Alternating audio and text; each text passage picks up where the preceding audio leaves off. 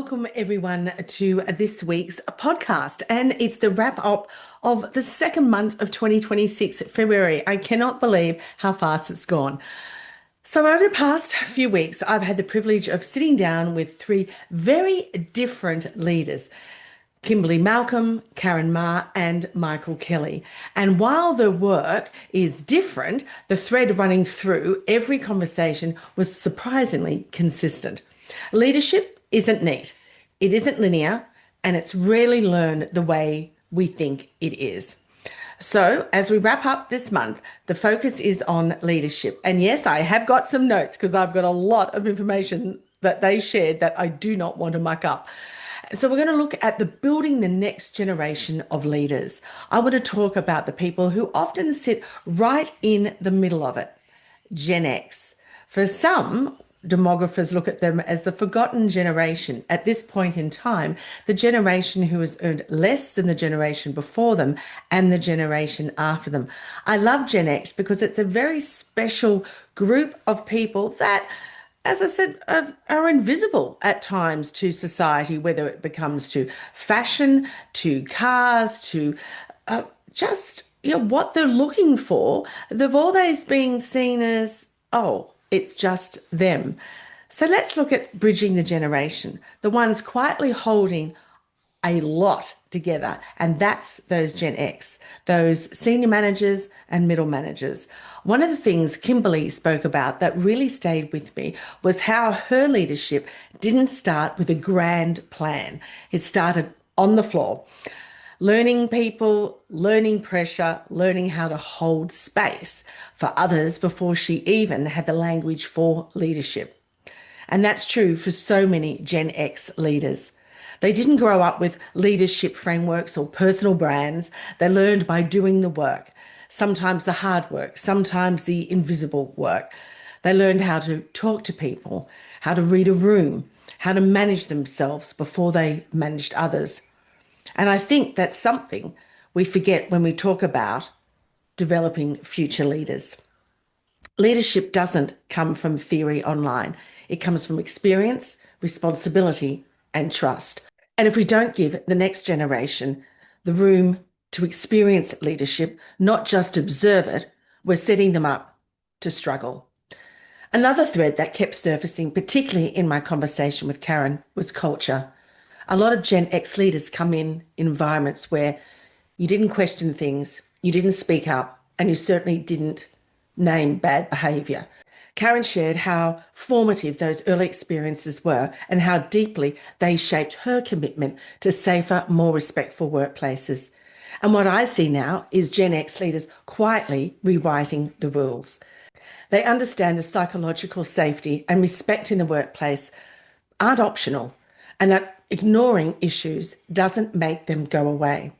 They may not always be the loudest voices in the room, but they're often the ones doing the steady, consistent work of holding standards.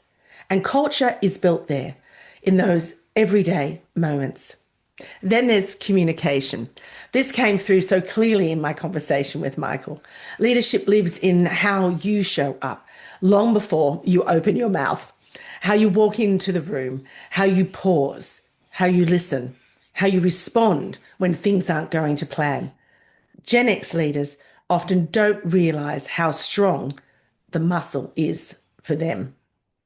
They grew up communicating face to face, not through WhatsApp groups. They learned to read tone and body language rather than emojis. They understand that certainty doesn't come from rushing. It comes from presence. And our younger team members are learning leadership from watching these behaviours, not just listening. When you stay calm under pressure, they learn calm. When you pause instead of react, they learn confidence. When you admit you don't have all the answers, they learn trust. Leadership is always being modelled, whether we intend it or not. There's also another layer to this conversation, and I think we need to name it, because many Gen X leaders aren't just leading teams. They're leading while carrying a lot of life. They're raising children or teenagers. They're supporting aging parents. They're managing financial pressure, emotional load, and career responsibility all at once. I actually call them the club sandwich generation. And yet they still show up. What that creates is a kind of leadership that's deeply grounded. They understand real pressure. They understand that life doesn't really fit around work hours. And because of that, they often lead with empathy and accountability. They balance matters because the next generation needs to see that leadership doesn't require burnout to be legitimate, that caring doesn't make you weak, and that boundaries don't make you less committed. So when we talk about building the next generation of leaders, it can't be accidental. It means giving people responsibility before they feel they're even ready for it.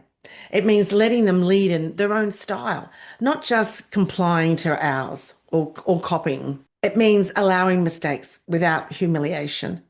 And it means stepping back just enough to let others grow. Leadership isn't about being replaced. It's about creating people who don't need you standing over their shoulder. And this is exactly why I created middle management movement programs, because middle managers are where leading either strengthens or fractures. They sit between strategy and reality, between values and behavior, between culture and customer experience. These programs are designed to support leadership teams with practical human skills, communication, confidence, decision making, and people leadership, especially in high pressure environments. Of course, there's theory involved, but it's primarily based around leadership skills and techniques that actually work on the floor. So if today's conversation has resonated and you're thinking about how your leadership team is showing up, then please reach out to discuss the middle management movement. It may be exactly the support they need. Now, next month, we're shifting focus. We're diving into my next favorite subject, which is the customer experience. How do we create these memorable moments? And as you know, I'm incredibly passionate about it because leadership doesn't stop with your team. It shows up in every customer interaction, every moment of service, every decision made under pressure. If leadership shapes culture, then culture shapes the customer experience.